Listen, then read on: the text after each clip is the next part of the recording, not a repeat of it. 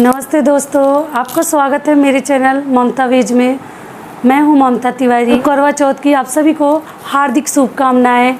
तो चलिए आज करवा चौथ के बारे में कुछ जानकारियां ले लेते हैं कि करवा चौथ में हमें क्या नहीं करना चाहिए। ये व्रत हम अपने पति की लंबी आयु के लिए और दीर्घायु के लिए रखते हैं और इससे पति पत्नी का प्रेम संबंध और भी ज़्यादा बढ़ता है। और करवा चौथ जो है प्यार का प्रतीक भी माना जाता है। ये व्रत, इसके नियम, पूजा और विधि का भी मैं वीडियो अलग से अपलोड करूँगी।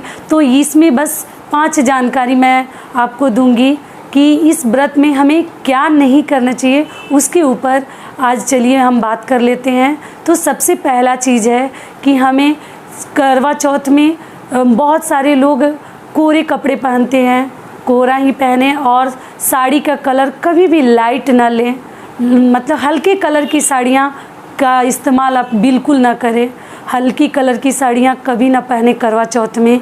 लाल जोड़ा अगर आपके पास है शादी का तो आप उसको भी पहन सकती हैं, लेकिन धो के पहनिएगा उसको। या तो लहंगा वगैरह है तो आप उसको ड्राई क्लीन करवा लीजिए और लेकिन धो के ही पहनिएगा, क्योंकि हम उसमें कुछ भी खाए पिए रहते हैं तो हमारा अशुद्ध रहता है। तो उसको अच्छे से आप धुलवा लीजिए।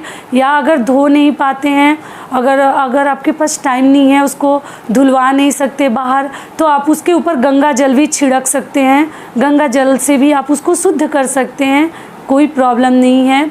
और उसमें हमें लाल ही साड़ी पहनना चाहिए। अगर आप कोरा साड़ी, ऐसे तो कोरा ही साड़ी पहनने का नियम है, तो अगर आप कोरा साड़ी पहनते हैं तो और भी अच्छी बात है।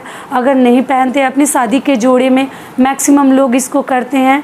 तो अगर शादी का जोड़ा आप इस्तेमाल कर रहे हैं तो उसको धो लीजिए या उसके ऊपर गंगा जल का छिड़काव कर लीजिए। तो इस तरीके से साड़ी का हमें ध्यान रखना है। और दूसरा चीज़ है, करवा चौथ में हमें चूड़ी के ऊपर है कि चूड़ी हमें किस तरीके से पहननी चाहिए। तो हमें या तो लाल रंग बिरंगी चूड़ियाँ पहनिए, कोई भी चूड़ियाँ पहनिए हल्के कलर की। करवा चौथ में कभी भी हम चूड़ियाँ, साड़ियाँ कभी इस्तेमाल हमें नहीं करना चाहिए।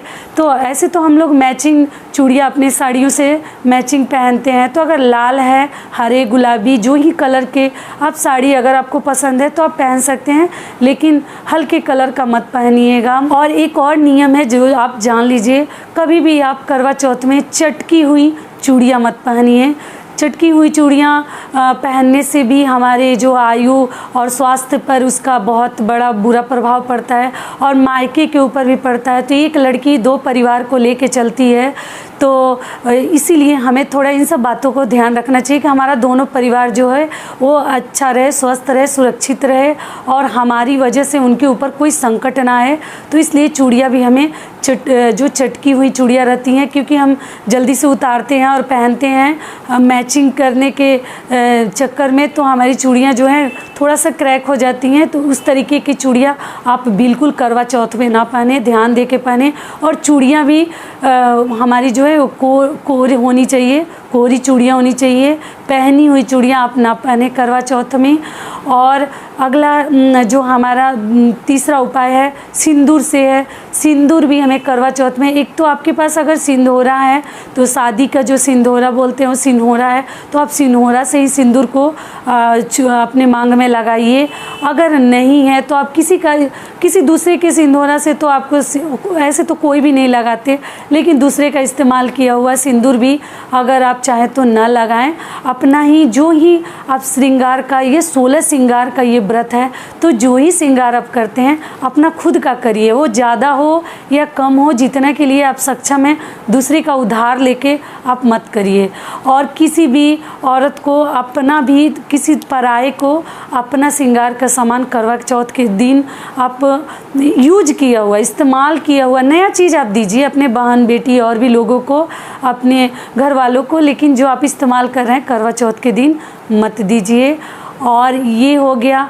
और जो हमारा चौथा उपाय है, करवा चौथ के दिन जो है हमें निर्जला, तो एक तो हम व्रत रखते ही हैं और सुबह हमें सरगही वगैरह जो खाते हैं, बहुत लोगों का कहनाम है कि नहीं 12 बजे के बाद जो है रात हमारा दूसरा दिन जो शुरू हो जाता है, ऐसा कुछ नहीं है।